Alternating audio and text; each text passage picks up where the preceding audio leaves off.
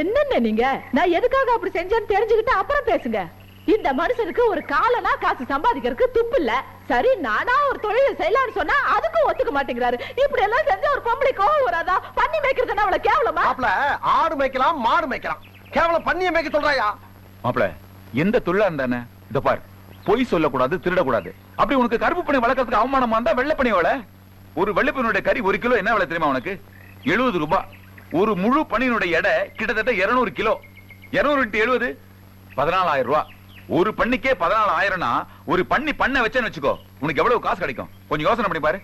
அதத்தானே இன்னைக்கு 5 ஸ்டார் ஹோட்டல்ல 3 ஸ்டார் ஹோட்டல்ல மாறி மாறி வந்து வாங்கிட்டு போறாங்க. கொஞ்சம் நல்ல உரைக்கிற மாதிரி சொல்லுங்கண்ணே. இப்பேற்பட்ட பொண்டாட்டி கிடைக்கிறதுக்கு நீ கொடுத்து வச்சிருக்கணும். இனிமேலாவது தங்கச்சி பேச்சை கேட்டு வாழ்க்கையில உட்பட வழி பார். மாப்ள அவளுக்காக கிடையாது, உனக்காண்டி வேணா நான் அவ கூட சேர்ந்து பண்ணி மேய்க்கிறேன். என்னங்க இப்பதான் நீங்க என் புருஷன்.